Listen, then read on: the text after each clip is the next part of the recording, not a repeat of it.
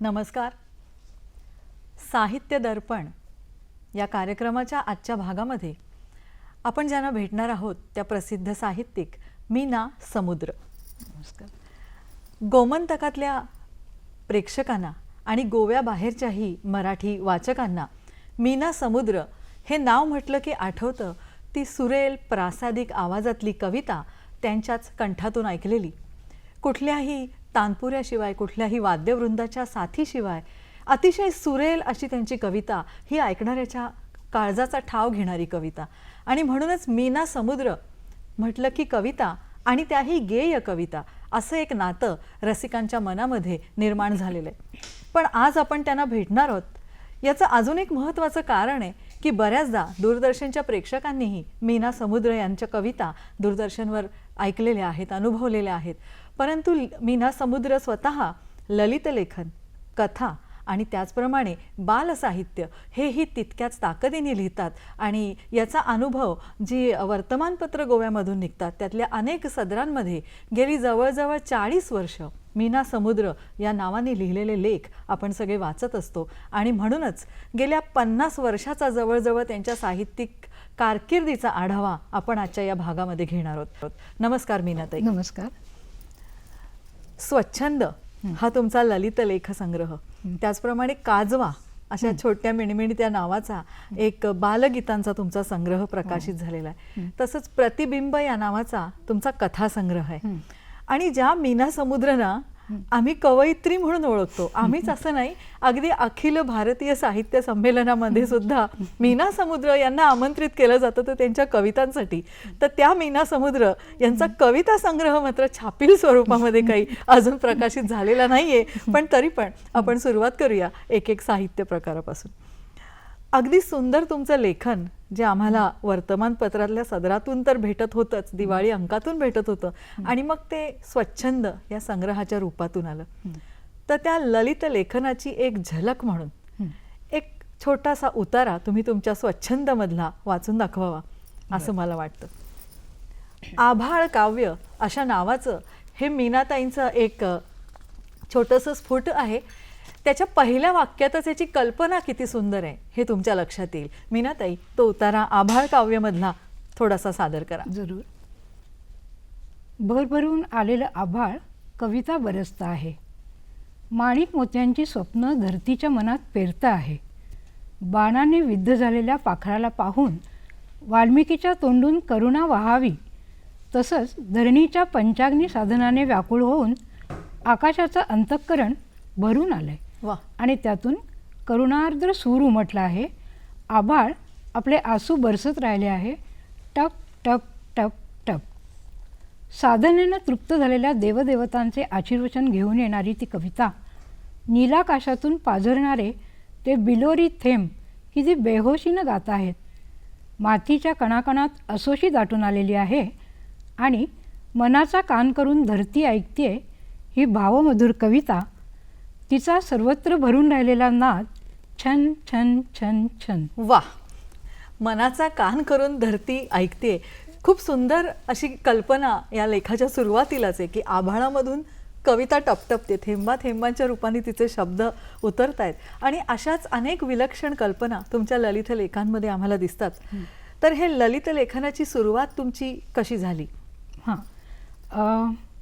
लिहायचं काहीतरी थोडंसं सुचलं किंवा काहीतरी कल्पना मनात आली की ती लिहून ठेवायची, किंवा काही चांगलं वाचलं तर ते लिहून ठेवायची पहिल्यापासून सवय होती.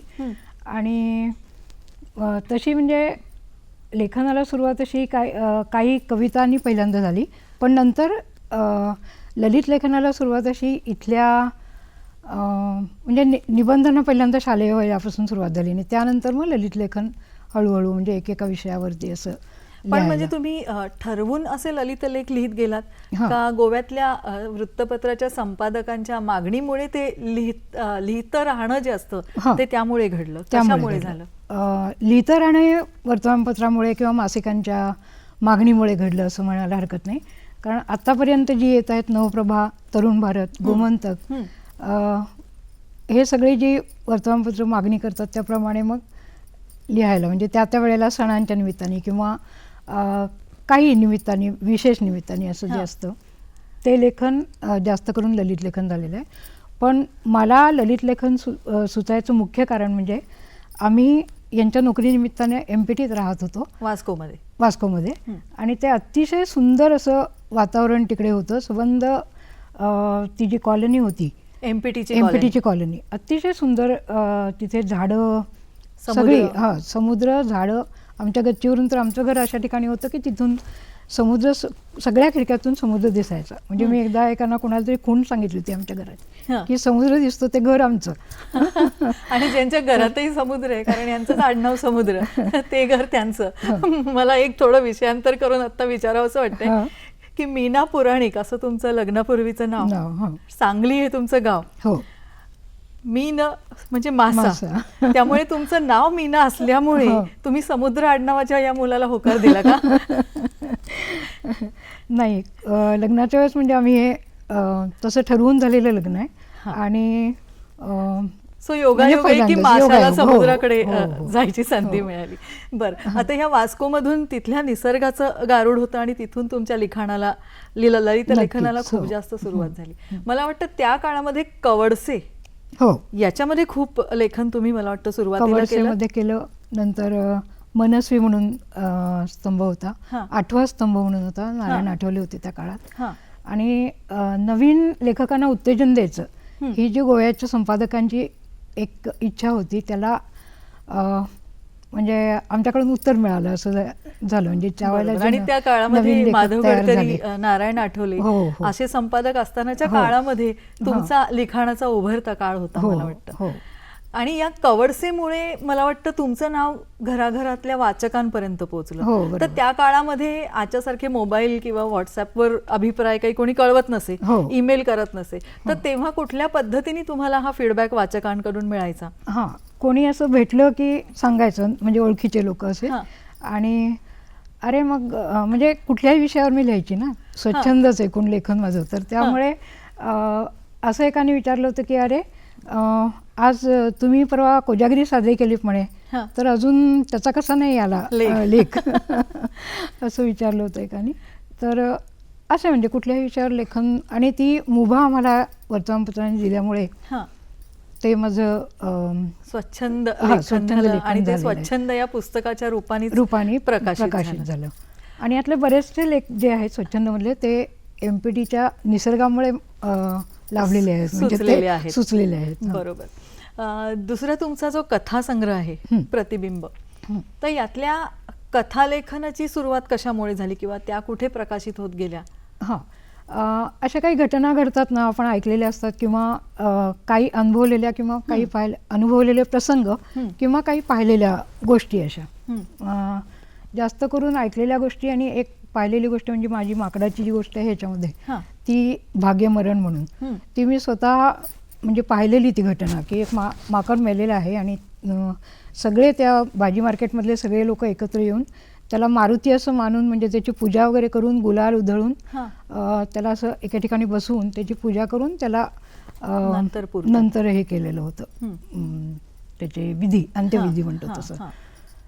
तर असे म्हणजे काही प्रसंगावरून काही सुचलेले.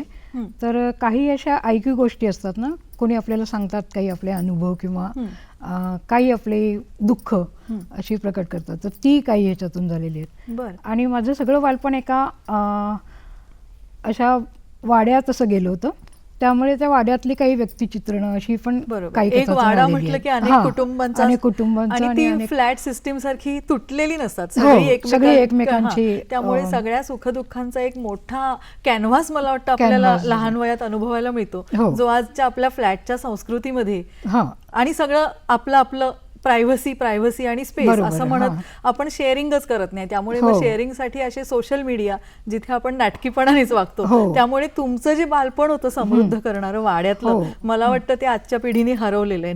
नक्कीच वाड्याबरोबर हे बालपण, म्हणजे अनुभवांची श्रीमंती आम्ही हरवलेली आहे, हे तर नक्कीच.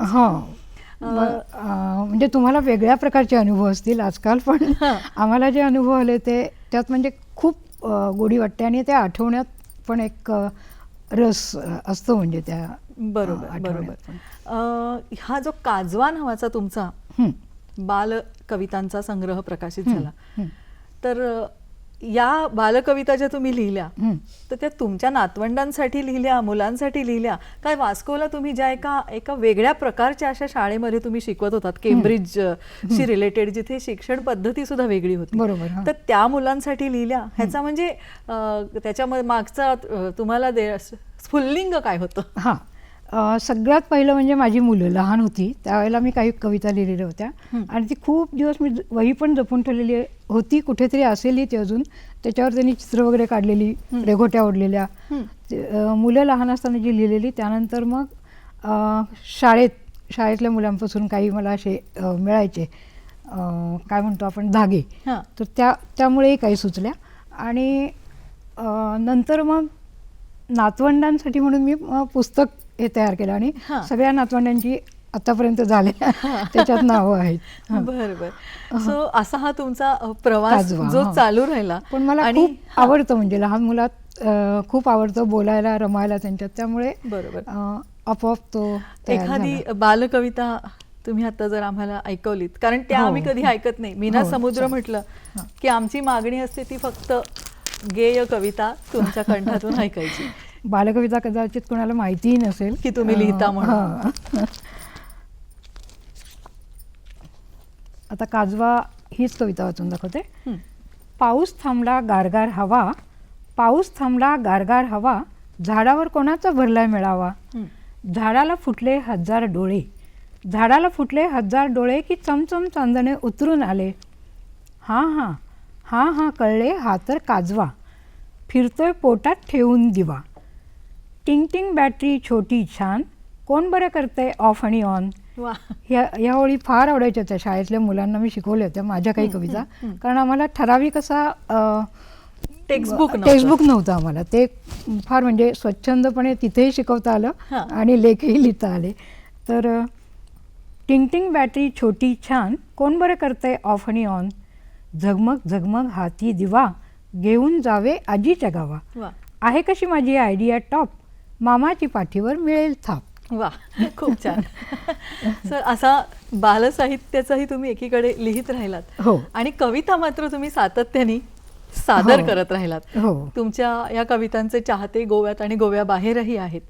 तर एक कविता तुम्ही तुमची जी आवडीची अशी गाऊन सादर करा. आता शब्द हेच आपले मुख्य आधार असतो म्हणजे कुठल्याही लेखनाचा. बरोबर. तर त्यामुळे मला असं वाटलं की शब्दांना आपण आवाहन करावं, शब्दांना बोलवावं किंवा त्यांची प्रार्थना करावी. तर त्या ह्याने मी लिहिलेली ही कविता. शब्दांनो. शब्दांनो व्हा तुम्ही सांगाती, आयुष्याच्या वाटेवरती, सुखदुःखाचे तुम्ही सोबती. शब्दांनो व्हा तुम्ही सांगाती. वा. आकाशाची घननीळ आशा, धरणीच्या सृजनाची भाषा. पाऊस ना दे मनी हिरवळू दे, मातीची ती स्नेह संगती. शब्दांनो व्हा तुम्ही सांगाती. शब्दांनो व्हा तुम्ही सांगाती. तुकया ज्ञान अभंग ओवी, प्राणामधुनी झिरपून यावी. वा.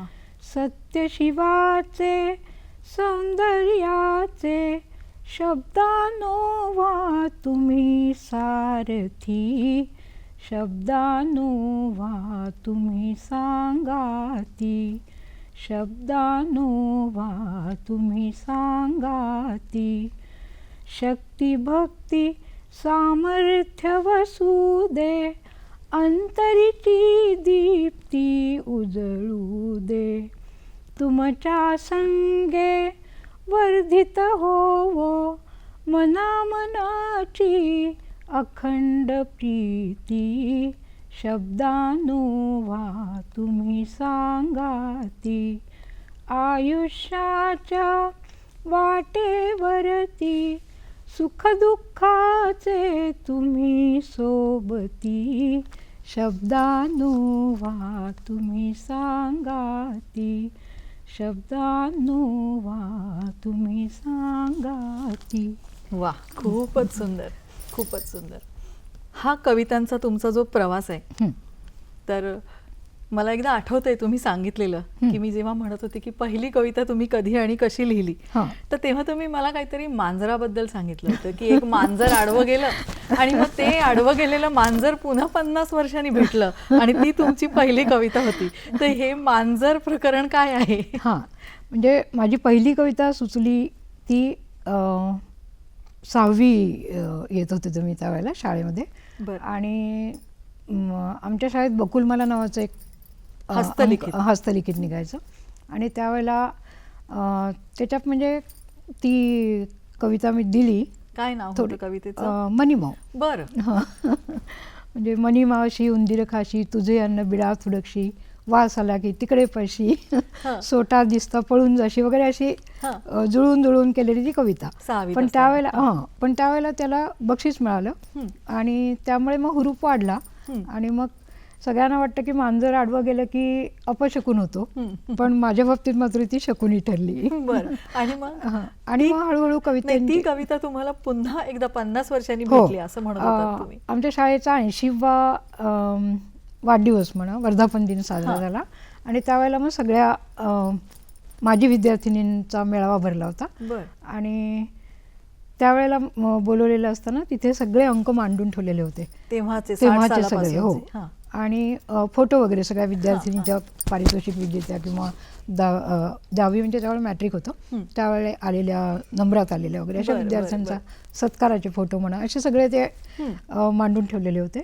आणि त्यात माझी ती कविता मला त्या सालचे साधारण मला 60-61 असं वाटत होतं, तर त्या याच्यात सापडली मला ती. आणि मग मी ती उतरून घेऊन आले, कारण त्यावेळेला हे मोबाईल किंवा हे अशी काही नव्हतं, व्हॉट्सअप नव्हतं, काही नव्हतं. त्यामुळे मी ते उतरवून घेऊन आले. आणि मग थोडी आठवत होती म्हणजे, पण बाकी सगळी मग तिथे पुन्हा 50 वर्षांनी मिळाली. अशा कविता आम्ही म्हणजे झंकार नावाचं एक मासिक आमच्या म्हणजे वर्गावर्गाचे जे काढायचे असतं लिखितं, त्याच्यामध्ये काढलं होतं. आणि त्यात मग शारदेविषयी एक कविता लिहिली होती, सरस्वतीचं चित्रवरती काढून. ते म्हणजे चांगले चित्र काढता येणाऱ्या मुलींनी काढलं होतं. आणि माझी कविता तिथे होती, जी वैसे मयूर सिंहासनी वगैरे असं. आणि जी असे कमलनयनी, आमुचे वंदन तया शारदेच्या चरणी, एवढ्याच मला ओळी आठवत आहेत. तर अशा प्रकारच्या कवितांनी मग सुरुवात झाली. तुमच्या या शाळेचं नाव काय आहे? म्हणजे शाळेचं नाव सुंदर संस्कृती आणि परंपरा होती. अगदी. आणि आता उद्यापासून शारदीय नवरात्र सुरू होत आहे, तर त्या अनुषंगाने मला सांगायला आवडेल की माझ्या शाळेचं नाव राणी सरस्वती देवी कन्या शाळा होतं. आणि तिथे हे नवरात्र पूर्ण शारदीय नवरात्र उत्सव, शारदीय उत्सव हा पूर्ण 9 दिवस साजरा केला जायचा. कारण 10व्या दिवशी दसऱ्याची सुट्टी असायची. तर त्या हदग्याच्या फुलांच्या माळा वगैरे ते सरस्वतीच्या फोटोला करायच्या. मग वक्तृत्व स्पर्धा, गाण्याच्या स्पर्धा, नाटकुलं, अशा वेगवेगळ्या असायच्या त्यावेळेला ठेवलेल्या स्पर्धा. तर हे सगळं सांस्कृतिक वातावरण आमच्या शाळेला होतं. आणि तिथे कोणी अशा म्हणजे शिक्षिका होत्या का, की म्हणजे जे आज मराठीतले प्रभावी विचारवंत किंवा साहित्यिक म्हणून ज्यांना ओळखतो? हो, थोडा काळ आमच्या इथे म्हणजे आम्ही 8वी-9वीत असेल त्यावेळेला तारा भोळाकर, ज्या महाराष्ट्रात लोकसाहित्याचा अभ्यास त्यांचा दांडगा आहे, त्या आम्हाला होत्या. त्यानंतर त्या SNDTला गेल्या. पण त्या ज्या काळपर्यंत तिथं होत्या त्यावेळेला मला आठवते की टीचर्स रूममध्ये जाऊन काहीतरी आपलं छोटं मोठं लिहिलेलं त्यांना दाखवायची. त्या आली कीच म्हणायच्या की हां, ही आज आली आहे, म्हणजे काहीतरी घेऊन आली आहे वाटतं. आणि अतिशय कौतुकाने त्या बघायच्या, वाचायच्या वगैरे. तसेच आमचे शाळेचे मुख्याध्यापक लिमये सर, म्हणजे त्यांच्याबद्दल अतिशय आदर आहे. त्यांना गुरुदेव पारितोषिक पण मिळालेलं होतं. आणि ते आणि लिमयेबाई या दोघंजण अतिशय उत्तम संस्कार, म्हणजे ज्या कोणी त्या शाळेत असेल, राणी सरस्वती देवी कन्या शाळा, ती त्यातल्या कुठल्याही मुलीला म्हणजे त्यांच्याबद्दल अतिशय आदर आणि आदर होता. अतिशय अजून एक प्रेम. मला म्हणायचे की हा. म्हणजे आपण जेव्हा लिहायला सुरू करतो तर त्याच्या मागे पहिला एक ऐकण्याचा संस्कार असतो, मग आपल्या वाचनाचा संस्कार, त्यानंतर मग आपलं चिंतन मनन आणि मग लेखन स्फूर्त. हो. तर हा ऐकण्याचा संस्कार तुमच्यावरती कुठून झाला? कारण आपण सुरुवातीला घरामध्येच तो घेत असतो. हो हो बरोबर आहे. काय झालं, माझा म्हणजे मामा नसल्यामुळे आजी आमच्याकडे होती, आईची आई. हा. तर ती सतत म्हणजे गोष्टी सांगायची आम्हाला. जावयांच्या गोष्टी वगैरे त्यावेळेला खूपच असायच्या, होत्या. प्रसिद्ध होत्या आणि गंमतशीर होत्या. त्यामुळे हां, आजीकडून गोष्टी ऐकून आजीकडून गोष्टी ऐकण्याचा ऐकून संस्कार ऐकण्याचा झाला. संस्कार झाला. आणि वाचनाचा संस्कार? त्यांच्या आई आणि आजी दोघीही अशा बोलण्यात ना हां. असं मीठ म्हटलं की बस नीट वगैरे असं म्हणजे अगदी छोटे छोटे पटकन असे बोलता जुळवायच्या, असे शाब्दिक जुळवायच्या. कोटा करा- आणि माझी कोट्या आजी जी होती तिने राजा हरिश्चंद्र हा सिनेमा बघून त्याच्यावरती काव्य लिहिलं होतं. म्हणजे तो मोठंच्या चित्रपट मोठं. 1913 सालचा. हो, आणि तुमच्या आजीनी तो आजीने तो चित्रपट पाहून त्याच्यावरती मोठ्याच्या मोठं, माझ्याकडे ती वही आहे, मी आज हां. आणणार होते तुला दाखवायला. हां. तर तिच्या हस्ताक्षरातली ती वही माझ्याकडे अजून आहे, हां. अगदी जुन्या मोठं स्थितीतली म्हणजे अशी. किती कडव्यांचं काव्य लिहिलं? जवळजवळ 108 बापरे. कडव्यांचं काव्य लिहिलं तिने. हां, त्यामुळे आणि- एक खूप श्रीमंत हां. वारसा तुम्हाला हो, आजीकडून, आईकडून, हो. शाळेकडून असा मिळालेला आहे. आईला आजीला दोघींना वाचनाची अतिशय आवड. बरोबर. त्यामुळे- सो सांगलीचा कृष्णाकाठ, या कृष्णाकाठचं पाणी तुमच्यामध्ये आहे मला वाटतं. पण ते जे पाणी तुम्ही सांगलीचं प्याला होतात, तर मला वाटतं त्या पाण्यातून तुम्हाला जे मिळालं त्यातलं सत्व आणि कस हा मात्र गोमंतकाच्या भूमीमध्ये बाहेर आला असं मी नक्कीच म्हणेन. कारण गेली 50हून अधिक वर्ष मला वाटतं तुमचं गोव्यामध्ये वास्तव्य आहे आणि तुमची सगळी कर्मभूमी किंवा सगळं साहित्य हे गोव्याच्या भूमीमध्ये जन्माला आलेलं आहे. तर मला वाटतं अजून एक तुमची सुंदर कविता आम्हाला आता ऐकायला आवडेल. कुठे मानसा शोधिसी तू निवारा, तुझ्या पास आहे तुझाची किनारा, तुझ्या पास आहे तुझाची किनारा. कधी उंच लाटा, कधी आडवाटा, सुखाच्या प्रवाहा सबलताच फाटा. कधी दुःख दारावरी दे पहारा, तुझा तूच होई तुझाची सहारा. तुझ्या पास आहे तुझाची किनारा. शिंपात मोती मनातील ज्योती, सांभाळून ने संगीत कंठी. तुझ्या आतला ना जरा आटणारा, तुझ्या पास आहे तुझाची किनारा. तुझ्या पास आहे तुझाची किनारा. छायेतुनी कल्पतरुच्या निघावी, अखंडित आनंद यात्राच व्हावी. पथिका तुला पंथरे दाविणारा, तुझ्या पास आहे तुझाची किनारा. तुझ्या पास आहे तुझाची किनारा. कुठे मानसा शोधिसी तू निवारा, तुझ्या पास आहे तुझाची किनारा. ही कल्पनाच खूप सुंदर आहे की तुझ्या पास आहे तुझाची किनारा. तुझे आहे तुझं पाहिजे. हो बरोबर, थोडक्यात. तर आता अगदी शेवटी मीच एक 2-3 गोष्टींचा उल्लेख करते की सांगली आणि पणजी अशा 2 ठिकाणी झालेल्या अखिल भारतीय कवी संमेलनांमध्ये तुम्हाला निमंत्रित कवी म्हणून तुम्ही तिथे सहभाग घेतला होता. अतिशय मानाची गोष्ट आहे. आणि त्याशिवाय गोमंतकातलं कुठलंही कवी संमेलन हे मला वाटतं मीना समुद्र या नावाशिवाय होत नाही. त्यामुळे राज्यस्तरीय अशी अनेक कवी संमेलनं, बहुभाषिक कवी संमेलनं ही तुमच्या कवितांनी गाजलेली आहेत. सिंधुताई सपकाळ यांच्या हस्ते तुमचा सत्कार झालेला आहे. आणि मला अजून एक आठवतं, कारण ज्याच्यामध्ये मीही सहभागी होते, गोफ नावाचा हा 4 मैत्रिणींच्या कवितांचा कार्यक्रम आपण अनेक ठिकाणी केला होता. तर पुणे आणि केशव सूत स्मारक मालगुणचं या 2 ठिकाणी अविस्मरणीय असा हा कार्यक्रम झाला होता. आणि मला आठवतंय पुण्याच्या कार्यक्रमामध्ये मीनाताई जशा गंभीर कविता करतात ना तशा खट्याळ कविता, वात्रट कविता पण चारोळ्या पण त्या करतात. आणि त्यांच्या एका व्यक्तिमत्वाला बघून एक मनामध्ये आपल्या प्रतिमा होते. आणि जेव्हा त्यांच्या तोंडून अशी खट्याळ कविता ऐकतो तेव्हा प्रेक्षकांनी उभं राहून टाळ्या वाजवल्या होत्या आणि खूप टाळ्यांचा वर्षाव तेव्हा मीनाताईंना मिळाला होता. तर त्या एका खट्याळ कवितेने आपण मला वाटतं या मुलाखतीचा शेवट करूया.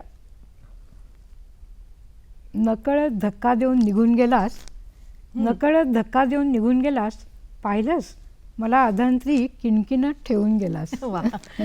अजून एखादी. हां.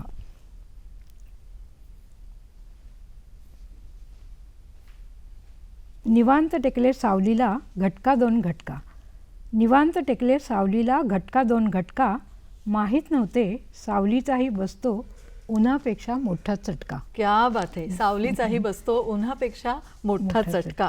मला वाटतं हाच तो क्षण आहे की जिथे आपण थांबायला हवं. पण हे थांबतोय आम्ही एका प्रतीक्षेनी की तुमच्या ह्या ज्या सुंदर सुंदर कविता आहेत ज्याच्यामध्ये अलगूज नावाचा शब्द अनेकदा येतो, तर त्या नावाने लवकरच तुमचा हा कविता संग्रह प्रकाशित होऊ दे. आणि सगळ्या गोमंतकीय रसिकांच्या वतीने, दूरदर्शनच्या वतीने आणि माझ्या स्वतःच्या वतीने तुम्हाला मी शुभेच्छा देते. आणि खूप छान वाटलं तुमच्याशी आज गप्पा मारून. एक सुरेल अशी मुलाखत आज झाली आपली साहित्य दर्पणमध्ये. तर सर्वांच्या वतीने तुमचे अगदी मनापासून आभार. धन्यवाद. धन्यवाद.